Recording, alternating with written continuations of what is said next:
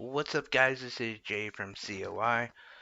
So, I want to talk about conspiracies and how a lot of time the people who have these conspiracy theories and these ideas that something doesn't seem right, often their spidey sense is right, but they just need to hone it in a little bit.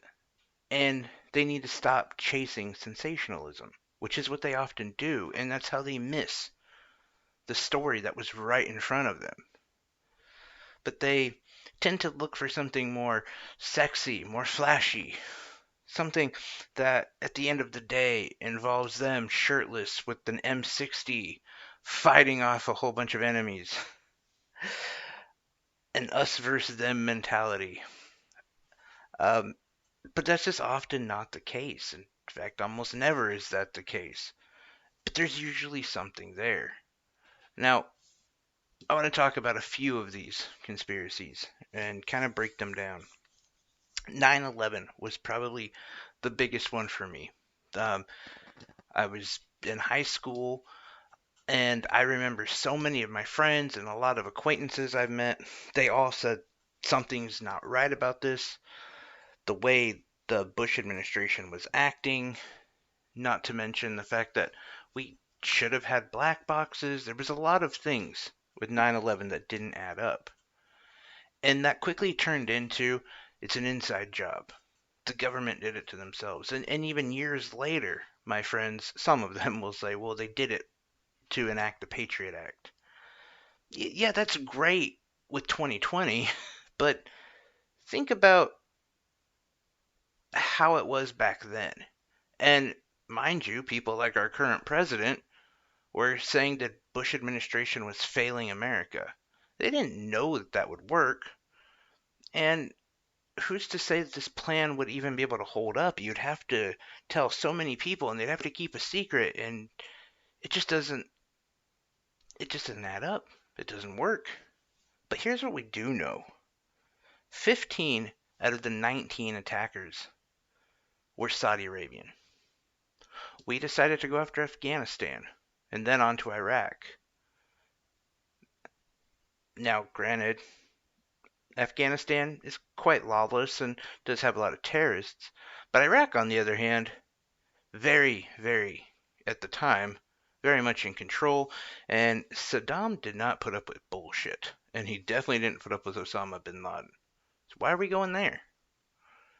Not to mention, why are we still funding Saudi Arabia, giving them weapons, fighting their wars, protecting their oil fields? See, it was right in front of us. The government was covering up, but not for their own attack. No, they were covering up for Saudi Arabia attacking us. But we had to keep that sweet oil coming through, so we wouldn't fuck with anything. Now, another one that's more recent, and maybe you guys remember this, maybe you don't, but Hillary Clinton and Pizzagate. Remember, this turned out that there was a pizza shop in the DC area, and in the basement there were a bunch of children locked up, and lo and behold, this actually turned into um, a person, a conspiracy theorist who believed there was, and he went in with an AR-15, I believe, and shot the place up. They looked into the basement, and there was nothing there but a pizza basement, probably, freezers and whatnot. But nothing was there. But if they would have, if the person who said something's not right here, here's some emails that don't add up, and there was questionable emails. There was again something there. If they had, instead of chase the sexy story, they would have focused their attention in Florida, where Epstein was at. And they would have seen, oh, there's a huge parallel between Epstein and Bill Clinton. And this Epstein guy, he's been in trouble for child molestation since 2007. Or they could have even went through the Harvey Weinstein uh, alley, where Harvey Weinstein was really good friends with the the Clintons, and Harvey Weinstein had this direct pipeline with Epstein. All of that was right there. But instead, they went for this, like, crazy, sexy, over the top story. Didn't add up. So that takes us to the newest one that I've seen, and probably the one that I'm the most disgusted by. It was trending on Twitter. Hashtag film your hospital. I could break down as to why the hospitals didn't have a lot of people in them. And I think most people would know the answers. Number one, they're not doing elective surgeries. They're not doing cosmetic surgeries. They're not doing a lot of the surgeries that make them money. Which you would question, why are they purposely losing a lot of money? You could say, well, they're getting 150 billion. Yeah, that does nothing for these hospitals. Do you understand how many goddamn hospitals there are around the world? Or around the country, excuse me. And do you understand how much it costs to, I don't know, get a tit job? Times that by a couple 100,000 and you're way over your 150 billion. But even more than that, I could go into the fact that you're not going to see a coronavirus patient walking around in the lobby. They're in isolation rooms where they should be, as is the doctors who are also exposed to these people. And they want to keep them separate from the other patients. There's reports of people walking into their hospital and they they ask the administrators about the COVID-19 and they wouldn't answer. Yeah, it's called HIPAA. They're not going to talk to you about that. Number one, you're not a journalist. You're some douchebag with a phone. Do you really think they're going to give you patient information?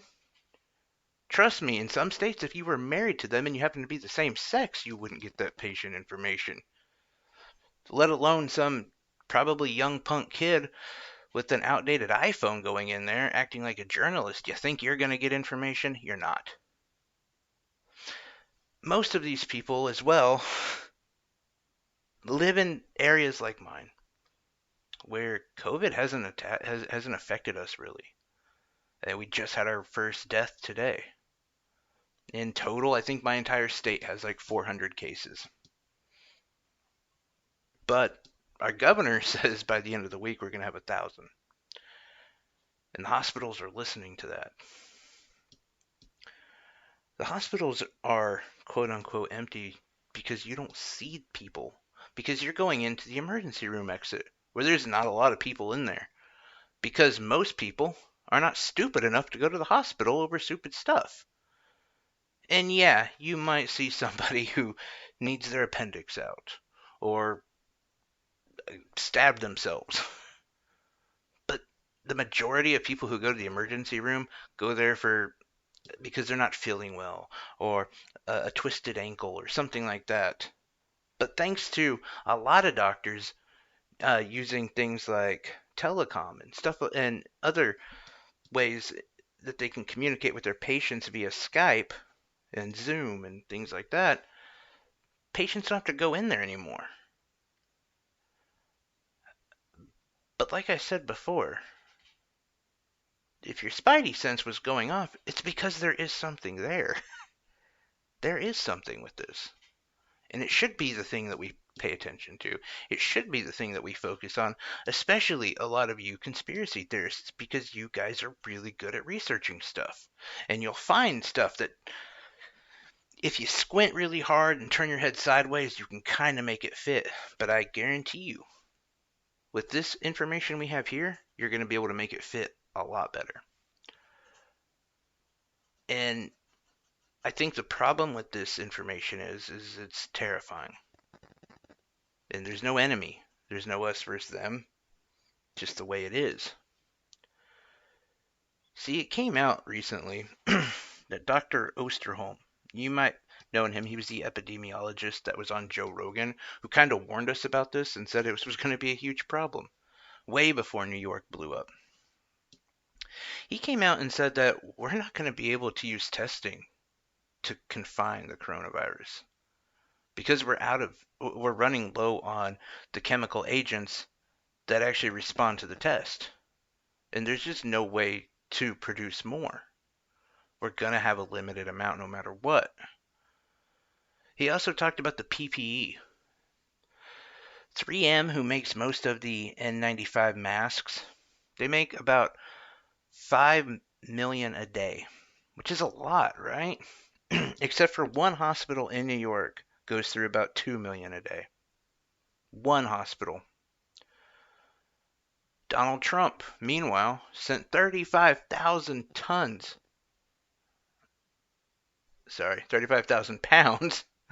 of PPE to China. 35,000 pounds. That's a lot of fucking masks, isn't it? And he sent it to China, and there's nothing on record for what he received. It wasn't a trade between the countries. I argue that it's not goodwill, considering he is right now fighting with our country's governors about what PPE is going to send them. Do you really think that he likes the leaders in China more than he likes the governor of Alabama? I don't think so. And I definitely don't think he cares more about Chinese people than he does American people. There's something there. What did Trump get? Why would he do that? Or let's take a step back and talk about the raw chemicals I was talking about, the PPE that we need now, and the fact that the supply chain is just so limited it can't keep up. And why is that? That's because, yes, on one side you had Donald Trump, who was most likely sending all of our reserves to China. But prior to that, you had Joe Biden and Hillary Clinton and Barack Obama signing off and agreeing to and making stronger TPP and NAFTA that allowed the supply chain to basically start in China and nothing to be made in America anymore. And so now we have basically one company who makes these. They've crippled our country. Is that not big enough for you? If you're a conspiracy theorist, please, or even if you're a truther or whatever you want to call yourself, please stop fucking with our patients who are sick, scared, and potentially dying. And start fucking with the people in power. The people who cause this problem. Even if you don't want to admit that it's a problem, you can't deny the fact that for some reason Donald Trump sent 35,000 pounds of PPE to a different country for no goddamn reason. Nothing on record anyway. Or what about the fact that our supply chains are so fucked that if there was a well-placed bomb in China, our country would collapse? These are the things that you should be focusing on, because this is a story that's going to affect you, your children, and your grandchildren. Yeah, it's fun to play and to have these ideas of the government trying to hurt us in a way that we can see. But the government is just like the coronavirus. The government is like the tainted water in Flint, Michigan, and in Louisiana. It's attacking us, and we don't even know what's there yet. And I really do rely on people like you. Do your due diligence. Start punching up instead of kicking down. Anyway, that's it for me, guys. I really appreciate you. Appreciate all the comments. Curious what your thoughts are on this video. I know it's probably not a popular take on conspiracies. Everyone loves them and they're fun. I agree. But it becomes a problem when you start hurting the average person. And you start messing with people who are scared. And you start spreading a false narrative that could kill people. At best, if you're wrong about Sasquatch or JFK, you just look like a lunatic. If you're wrong about COVID, you potentially kill your child, your grandparents, your parents. People who had nothing to do with you, but they happen to have the misfortune of you coughing on them.